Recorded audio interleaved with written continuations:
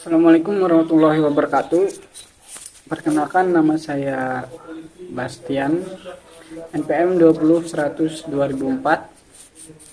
Saya dari kelas 5A Sistem Informasi Reguler Banjarmasin.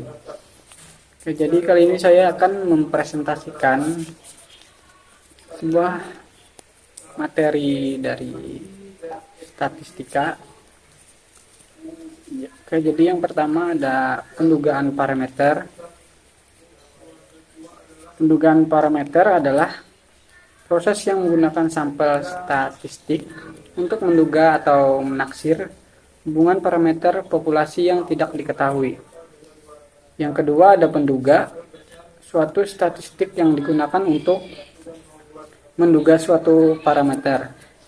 Terus yang ketiga ada estimasi atau pengukuran terhadap nilai parameternya, populasi dari data sampel yang diketahui. Terus ada ciri-ciri penduga yang baik. Yang pertama ada tidak bias atau unbiased apabila nilai penduga sama dengan nilai yang digunanya. Kedua, efisien apabila penduga memiliki variasi yang kecil. Terus yang ketiga, konsisten. Jika ukuran sampel semakin bertambah, maka penduga akan mendekati parameternya. Terus yang B, jika ukuran sampel bertambah tak terhingga, maka distribusi samping penduga akan mengecil menjadi tegak lurus di atas parameter yang sebenarnya dengan probabilitas sama dengan 1. Terus ada jenis-jenis pendugaan berdasarkan cara penyajiannya. Yang pertama ada pendugaan tunggal. Pendugaan yang hanya mempunyai atau menyebutkan suatu nilai, tidak memberikan selisih atau jarak antara nilai penduga dengan nilai sebenarnya atau parameter. Terus yang kedua ada penduga interval. Nah, penduga interval ini adalah yang mempunyai dua nilai sebagai pembatasan daerah atau pembatasan digunakan tingkat keyakinan terhadap daerah yang nilai sebenarnya atau parameternya akan berada nilai 1A. Disebut koefisien kepercayaan selang kepercayaan. Terus ada jenis-jenis pendugaan berdasarkan parameternya. Yang pertama ada pendugaan rata-rata, kedua ada pendugaan proporsi, yang ketiga ada pendugaan varians. Pendugaan interval untuk rata-rata, yang pertama untuk sampel besar H lebih dari 30. Terus contoh A untuk populasi tidak terbatas. Populasi terbatas yang pengambilan sampelnya dengan pengambilan dan diketahui. Didapat dua batas kepercayaan untuk sampel kecil. Pendugaan interval untuk proporsi terbagi menjadi 3. Yang pertama ada untuk sampel besar N lebih dari 30. Terus untuk populasi tidak terbatas, dan untuk populasi terbatas dan pengambilan sampel tanpa pengembalian. Penduga interval beda dua rata-rata. Bila ada dua populasi, maka masing-masing dengan rata. Pendugaan interval beda dua proporsi. Estimasi varian populasi terbagi menjadi 2. Yang pertama sangat diperlukan untuk mengetahui sejauh mana sebesar nilai parameter sehingga dapat dijadikan untuk mengambil suatu langkah-langkah dalam mengendalikannya.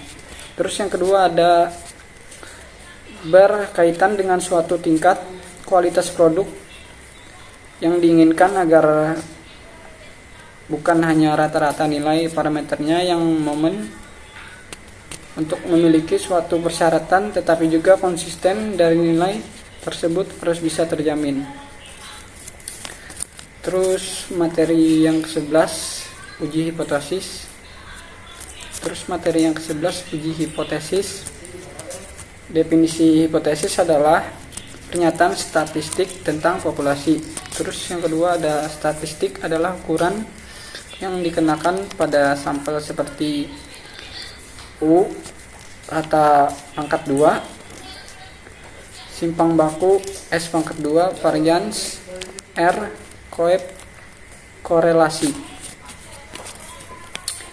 Hipotesis berasal dari bahasa Yunani. Ini latar belakang hipotesis. Yang pertama, hupo berarti lemah atau kurang atau di bawah. Yang kedua, tesis berarti teori, proposisi atau pernyataan yang diujikan sebagai bukti sehingga dapat diartikan sebagai pernyataan yang masih lemah. Terus yang kedua, pengujian hipotesis adalah suatu prosedur yang dilakukan dengan tujuan memutuskan apakah menerima atau menolak hipotesis mengenai parameter populasinya. Pasangan hipotesis dimulai dari hipotesis 0 atau rumus H pangkat 0, hipotesis yang diartikan sebagai tidak adanya perbedaan antara ukuran populasi dan ukuran sampel. Sementara hipotesis alternatif H pangkat 1 lawannya hipotesis 0, adanya perbedaan data populasi dengan data sampel. Terus yang ketiga ada bentuk rumusan hipotesis. Rumusan yang pertama ada deskriptif. Hipotesis tentang nilai suatu variabel mandiri tidak membuat perbandingan atau suatu hubungan. Sebagai contoh, bila rumusan masalah tersebut penelitiannya sebagai berikut. Yang pertama ada seberapa tinggi produktivitas alat tangkap gillnet. Yang kedua ada berapa lama umur teknis alat tangkap bagian tancap. Terus ada rumusan hipotesis produktivitas gillnet mencapai 8 ton. Yang kedua, umur teknis bagian tancap mencapai 5 tahun. Selanjutnya ada hipotesis komparatif atau pernyataan yang menunjukkan dengan nilai dalam suatu variabel atau lebih pada sampel yang berbeda. Sebagai contoh rumusan hipotesis komparatif adalah yang pertama, apakah ada perbedaan produktivitas gillnet di suatu bondo dan di Probolinggo. Yang kedua, apakah ada perbedaan efektivitas trawl dan cantrang. Rumusan hipotesis. Terus ada efektivitas trawl tidak berbeda dibandingkan cantrang. Ketiga ada hipotesis hubungan asosiatif. Pernyataan yang menunjukkan dengan tentang hubungan antara dua variabel atau lebih. Sebagai contoh rumusan hipotesis asosiatif. Yang pertama ada apakah ada hubungan antara jumlah fitur langka dengan hasil tangkapan. Terus yang kedua, apakah ada pengaruh penambahan jumlah terhadap kualitas hasil tangkap. Terus rumusan yang selanjutnya adalah tidak ada hubungan antara jumlah pipoplan keton dan hasil tangkapan H0 sama dengan P sama dengan O, HA sama dengan P. Tidak ada pengaruh tambahan jumlah ABK terhadap kuantitas hasil tangkapan. Ciri-ciri hipotesis yang baik. Yang pertama ada hipotesis harus menyatakan hubungan. Yang kedua ada hipotesis harus sesuai dengan fakta. Yang ketiga, hipotesis harus sesuai dengan ilmu. Terus yang keempat, ada hipotesis harus dapat diuji. Yang kelima, ada hipotesis harus sederhana. Terus yang terakhir, keenam, hipotesis harus dapat menerangkan fakta. Oke, mungkin itu saja penjelasan dari saya tentang materi pendugaan parameter dan uji hipotesis. Jika ada salah perkataan dalam penjelasan, mohon dimaafkan. Assalamualaikum warahmatullahi wabarakatuh.